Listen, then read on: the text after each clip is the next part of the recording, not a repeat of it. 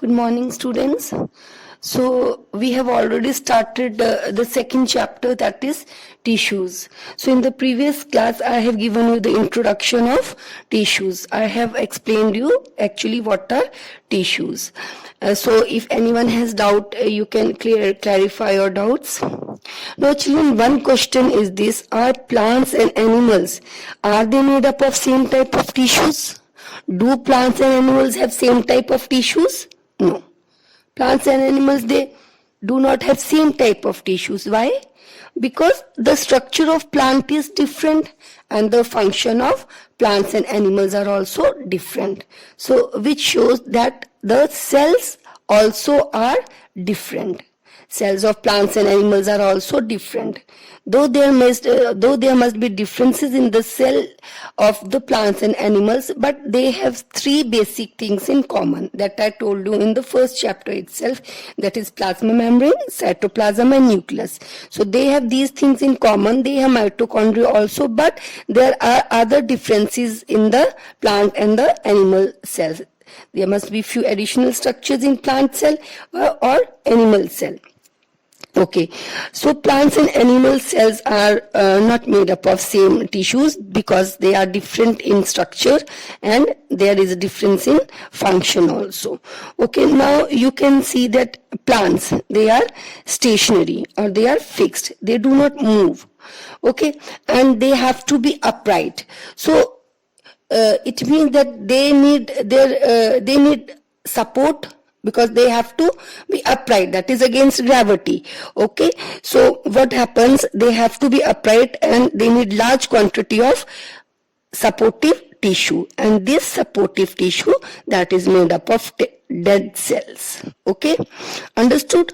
But students, animals, they move from one place to another place, and the animal cells, they need high amount of energy.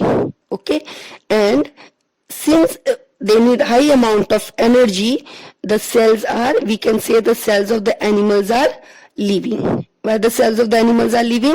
Because they move from one place to another place and they need large amount of energy.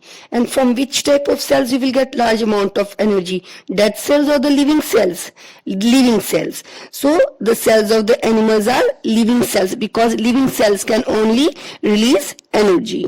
Okay, now another difference between animal and plants are what? The pattern of growth. In the plants, okay, the growth is localized at a particular region. In a plant, whole of the plant, all the parts of the plant does not grow equally. So here in the plants, the growth is not uniform. Certain portions or certain regions in the plant only grow. But in animals, it is uniform. Uniformly, every and each part of the animal grows. Or you have seen that hand is growing, legs are not growing, or legs are growing? No. So in the animals, the growth is uniform, but in plants, the growth is localized. I hope everyone has understood. Okay. Now even in the plants also, there is certain type of tissues which grow throughout the life. Understood or no, everyone? Okay. Now children, you know the tips of the roots and the stem. Now in the tips of the roots and in the tips of the stem are present actively dividing tissue. Okay, they have the cells which are in the state of active division. You know that one cell divides to two cell divides to 4. Okay, you all know this thing, and there is an increase in the number of cells which results in the growth. I hope all of you have understood. So children, these actively dividing cells are present at the certain regions and they form the meristematic tissue. So meristematic tissue, is present at certain places, at certain regions, and the cells of the meristematic tissue, they are in the state of active division. I hope all of you have understood what is meristematic tissue. So the meristematic tissue is present at certain places, and so therefore in the plants the growth is localized. Okay, it is present only in that place where the meristematic tissue is present. Have you understood? Now children, on the basis of the dividing capacity of the tissues, because some tissues, they are cells are in the active state of division, in some cases they don't even divide. So now, depending upon the state of division, we can say that there are two types of tissue. One is meristematic tissue and another is permanent tissue. Okay, I hope all of you have understood what are the two types of tissue, meristematic and the permanent. Meristematic is actively dividing tissue, whereas permanent tissue is made up of dead cells. I hope all of you have understood. And another one is that in animals, the growth is what? Uniform. Okay, all the parts of the animal's body grow. Now you have also seen that in animals, all the organs are systematically placed in the organ system. They are localized, okay, and animals have the organ systems where the organs are placed in a systemic manner. Have you ever observed that this thing, stomach is in the respiratory system, or the lungs has been in your digestive system? No. So all the organs of different systems are systematically placed. But this is not seen in case of plants. I hope all of you have understood till here. Now you can see, students, figure 6.1 in your book, and also the image also. You can refer to the image also. You take 2 glass jars, fill it with water. Okay. Now you take 2 onions. Now you keep onions in the jar containing water in such a way that the roots of the onion dip in water. Okay. Now let it remain like that for a few days, and after 2 or 3 days you can take, or you can measure the length of the roots. Then after 3 days, or on the 4th day, cut the tips of root of onion in jar 2. The onion which is placed in jar 2, the roots, that one you cut with the blade or the scissors, and again dip it in water and observe it for another 4 days. You will see that the roots of jar 2 stop growing, whereas the roots of jar 1 grows. Why the roots of jar 2 stops growing? Because the tips of the roots of jar 2 is cut, and the tips, they contain a tissue, the meristematic tissue, that is present at the tips of the roots and at the tips of the stem. So growth is seen in the plants, the growth is seen in the at the tips only, at the tips of the shoot as well as at the tips of the roots, because they contain the meristematic tissue, the tissue which contains actively dividing cells. So if it contains actively dividing cells, what will happen? The cells will divide, resulting in the growth. So when the tips of the roots are cut, what happens? The root stops growing, because now the tips which contains meristematic tissue, because that is removed. I hope every one of you have understood this thing.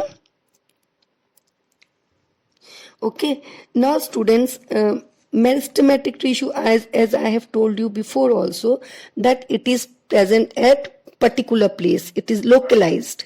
Okay, now depending upon the position of the meristematic tissue is classified into 3 types. One is apical meristins, second is lateral meristins, and the third is intercalary meristins. Now new cells are produced from the meristematic tissue, because meristematic tissue has the cells. When those cells, they grow, okay, what happens? They divide. Okay, and again the cells of the meristematic tissue, when they grow, okay, they divide. And all the new cells which are formed from the meristematic cells, they all look similar to each other. But what happens? Slowly these cells, they grow, they mature, and then they attain different shape, different structure, and they perform different functions. Understood or no? their characteristic changes and they become differentiated to other tissues. I hope all of you have understood. Initially all the cells of the meristematic tissue are same.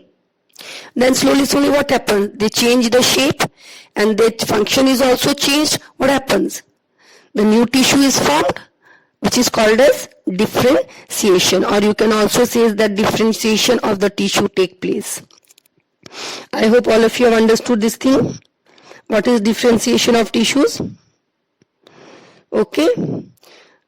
So students, now in differentiation what happens? Different type of tissues that is formed, and that tissue is totally different from the meristematic tissue. So that is the apical meristems. Apical meristems are those where the meristematic tissue is present at the tips of the stem and the tips of the root. Those are called as meristematic tissue. Now we come to the intercalary meristematic tissue. What do you mean by intercalary meristematic tissue? Intercalary meristematic tissues are present at the nodes of the plant. You can see in the image, it is shown in the image. Okay. Then we come to the lateral meristem. What is lateral meristem? What is lateral meristematic tissue? Lateral meristematic tissue, it helps in the increase in the girth of the stems or the root. So lateral meristems. So I hope all of you have understood the three types of meristems. Now children, what happens? The dividing cells, the actively dividing cells, they have dense cytoplasm like the cells of the meristematic tissue. They are living. Okay, they are living and the cytoplasm is dense and the cell membrane is very thin and they have a prominent nuclei. Have you understood? Okay, cytoplasm is dense and the cell wall, cell wall, that is cellulose cell wall. Cell wall is made up of cellulose. You have studied in last chapter. That is very thin. Whereas in dead cells, permanent tissue is made up of dead cells. Whereas in dead cells, the cell wall is thick. It is not thin. So that is the main difference between the cell of the meristematic and the permanent tissue. So just remember that the permanent tissue arises from the meristematic tissue only by the process of differentiation. I hope everyone has understood this thing. If anyone has any doubt, can ask. Okay. So, and in the animals, what happens? The cells are living. Because animals, they do lot of work and they need energy. And how the animals will get energy? They will get energy only from the cells. So if the cell is dead, they will not get energy. So in order to get energy, the cells have to be living. So that is why the cells in the animals are living. Because they need high amount of energy which can be provided only by the living cells. But in case of plants, mechanical support is provided by the permanent tissue.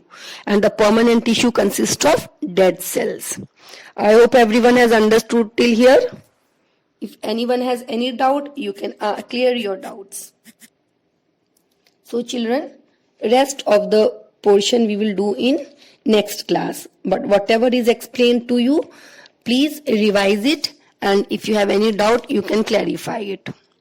Now, I will give you one assignment, very short assignment, and after this, you hear the audio, and after that you can complete question and answers. And students, one thing, while you hear the audio, okay, at that time you just see the document or the slide also. So you will understand the things in a better way. Okay. Thank you very much, students.